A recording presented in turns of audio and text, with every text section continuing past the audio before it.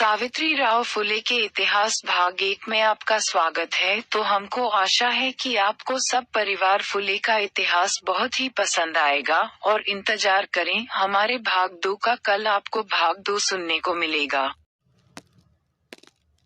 सावित्रीराव फुले के इतिहास भाग 1 में आपका स्वागत है। तो हमको आशा है कि आपको सब परिवार फुले का इतिहास बहुत ही पसंद आएगा और इंतजार करें हमारे भाग 2 का। कल आपको भाग 2 सुनने को मिलेगा। सावित्रीबाई फुले को भारत की पहली महिला शिक्षिका के रूप में भी याद किया जाता है। सावित्रीबाई फुले का इतिहास भारतीय महिलाओं के अधिकारों के इर्द गिर्द घूमता है। सावित्रीबाई फुले समाज सुधारिका के साथ साथ एक मराठी कवयित्री भी थी। इतना ही नहीं, संपूर्ण महिला समाज के उद्धार हेतु इन्होंने स्त्रियों के अधिकारों तथा शिक्षा का स्तर बढ़ाने के लिए उल्लेखनीय कार्य किए। सावित्रीबाई फुले ने अपने पति के साथ मिलकर कार्य किया। इन्हें आधुनिक मराठी काव्य का अग्रदूत माना जाता है। भारत की पहली महिला शिक्षिका के साथ साथ इन्हें एक महान समाज सेविका के रूप में भी याद किया जाता है। संक्षिप्त रूप में देखा जाए तो यही सावित्रीबाई फुले का इतिहास है। पूरा नाम, फुल नेम सावित्रीबाई ज्योतिराव फुले। जन्मतिथि Savitribai Phule, date of birth 3 जनवरी 1831। जन्म स्थान बर्थ प्लेस नायगांव, सतारा, महाराष्ट्र। मृत्यु तिथि सावित्रीबाई फुले डेथ 10 मार्च 1897।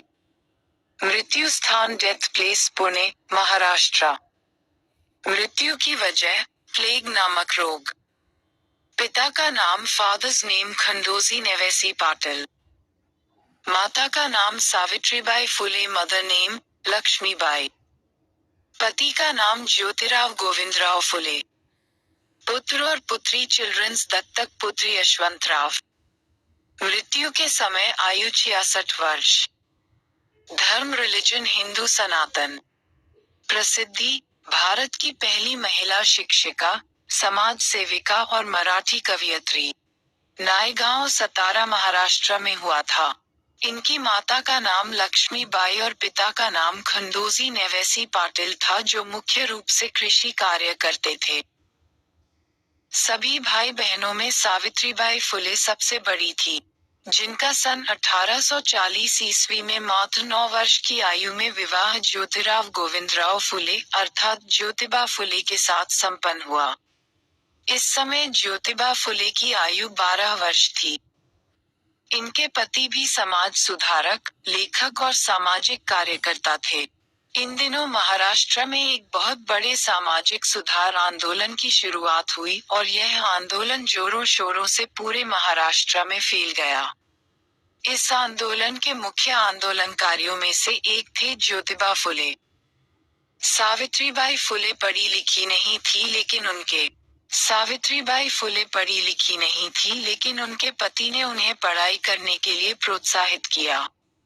एक ऐसा समय जब पूरे समाज में महिला शिक्षा को घृणा की नजर से देखा जाता था और समाज में इसे पाप के समान माना जाता था।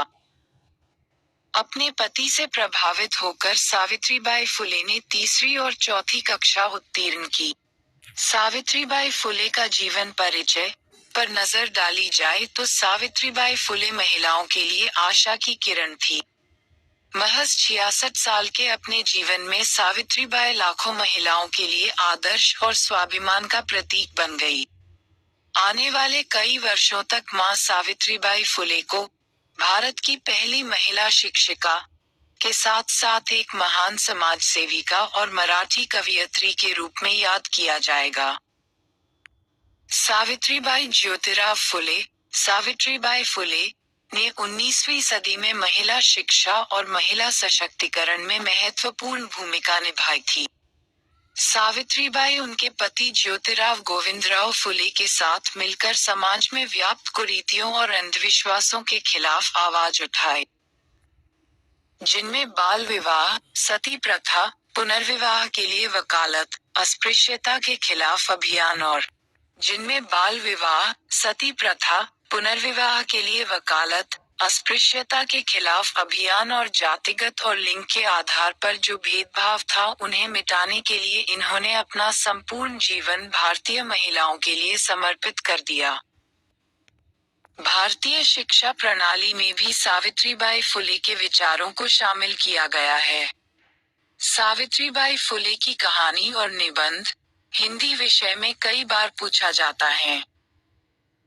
सावित्रीबाई फुले ने किस क्षेत्र में काम किया था? सावित्रीबाई फुले इंफॉर्मेशन।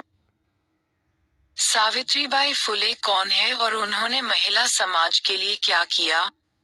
ये प्रश्न आमतौर पर लोगों द्वारा पूछा जाता रहता है। सावित्रीबाई फुले ने उनके पति ज्योतिराव फुले अर्थात ज्योतिबा फुले के साथ मिलकर सावित्रीबाई फुले ने उनके पति ज्योतिराव फुले अर्थात ज्योतिबा फुले के साथ मिलकर मुख्य शिक्षा के क्षेत्र में काम किया था। सावित्रीबाई फुले को भारत के पहले बालिका विद्यालय की प्रथम प्रिंसिपल होने का गौरव प्राप्त है। इतना ही नहीं, ये पहले किसान विद्यालय की संस्थापिका भी थी।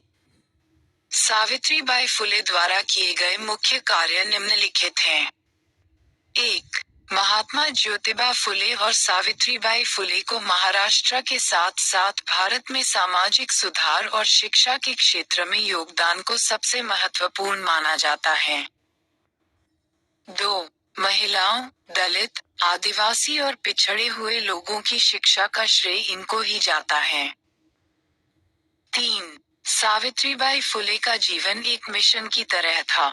उन्होंने अपने जीवन का एकमात्र लक्ष्य सावित्रीबाई फुले का जीवन एक मिशन की तरह था। उन्होंने अपने जीवन का एकमात्र लक्ष्य बना रखा था कि कैसे भी करके सामाजिक जीवन को ऊपर उठाना है। 4. विधवा विवाह पर उस समय पूर्ण रूप से प्रतिबंध था, सती प्रथा का प्रचलन था। इस वजह से ज्यादातर महिलाओं का जीवन कष्ट में गुजरता था और समाज में उनको लोग देखना तक पसंद नहीं करते थे। सावित्रीबाई फुले ने विधवा विवाह करवाने पर जोर दिया। 5. समाज के खिलाफ जाकर उन्होंने कई विधवा विवाह करवाए। 6. छुआछूत समाज की एक बहुत बड़ी समस्या बन गई थी, इसको समाप्त करने और समाज को जागृत करने का जिम्मा सावित्रीबाई फुले ने उठाया। 7. महिलाओं की मुक्ति के साथ साथ दलित और आदिवासी महिलाओं की शिक्षा का स्तर उस समय नहीं के बराबर था। महिला शिक्षा पर कई तरह के सामाजिक प्रतिबंध लगे हुए थे, जिन्हें दूर करने में इन्होंने अपना जीवन लगा दिया। 8. जातिगत आधार पर होने वाले भेदभाव को दूर करने के लिए इन्होंने अथाह प्रयास किए। इस बीच इन्हें कई लोगों से आलोचना का सामना करना पड़ा, लेकिन अपने कर्तव्य और लक्ष्य से एक कदम भी पीछे नहीं हटी। 9. पुणे में लड़कियों के लिए पहला विद्यालय 1848 में शुरू किया गया था। इस कदम का समाज ने उनके साथ साथ उनके परिवार का भी विरोध शुरू कर दिया। मंगल और महार जातियों के लिए उन्होंने विशेष रूप से कार्य किया। इनका मुख्य फोकस पिछड़ी और दलित आदिवासी महिलाओं पर था।